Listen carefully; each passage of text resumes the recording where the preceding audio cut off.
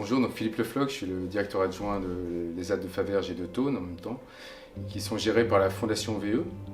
Donc la Fondation VE est une fondation reconnue d'utilité publique depuis 2013. Elle gère plus de 100 établissements partout en France. Le siège social est à Lyon. Les ZAD de Thônes a un agrément pour 30 usagers. Donc on a, dans le médico-social, les personnes accompagnées sont des usagers. Ils sont envoyés par notification de la CDAPH. Les usagers font un dossier auprès de l'MDPH, Maison départementale des personnes handicapées, afin d'avoir une orientation en ESAT. En fait, c'est des personnes qui ne sont pas en capacité de travailler en milieu ordinaire. Donc l'MDPH estime qu'ils peuvent travailler dans un milieu dit protégé. Donc on leur propose, à leur arrivée en ESAT, on leur propose un travail adapté à leurs capacités et on tente à développer leurs compétences professionnelles et en termes de savoir-faire et de savoir-être. En sachant que l'objectif premier d'un ESAT est d'accompagner les personnes vers un retour au milieu ordinaire, bien sûr pour ceux qui le souhaitent.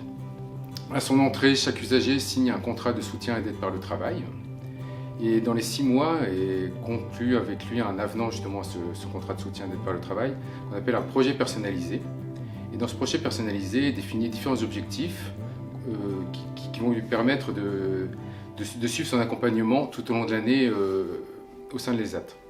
Donc pour ce faire, les usagers sont accompagnés de moniteurs d'atelier. Donc à l'ESAT de Thônes, nous avons une monitrice principale d'atelier, 2 moniteurs d'atelier et parallèlement, il y a une éducatrice coordinatrice de projet qui les accompagne sur leurs projets professionnels et personnels. Parallèlement, ils sont accompagnés aussi par une psychologue, par une infirmière et un médecin, également par une assistante sociale. Et ensemble, elles vont travailler sur le projet de la personne. Les différents types de prestations que nous proposons, c'est le routage et le milling, l'ensachage et le conditionnement. Donc, notre plus grand partenaire est la société Mobalpa, avec qui nous travaillons depuis la création de l'ESAT.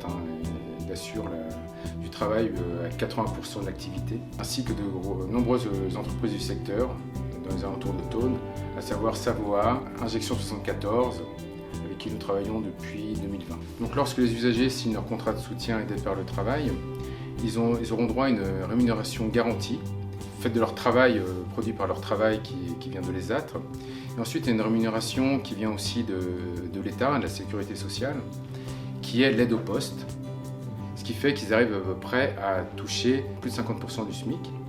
Et en plus, ces personnes-là touchent l'allocation adulte handicapé, qui va verser un complément, ce qui fait qu'ils atteignent un revenu identique à un SMIC. L'objectif des ESAT est de favoriser l'inclusion des personnes accompagnées. Donc pour ce faire, nous avons la possibilité de travailler sur des mises à disposition, c'est-à-dire que les personnes vont être mises à disposition dans les entreprises. Du coup, nous chercherions des partenaires prêts à prendre des usagers en mise à disposition. Tout ce qui est petits services, donc du conditionnement, de la mise en sachet, mais aussi toutes petites prestations qui demandent des gestes simples.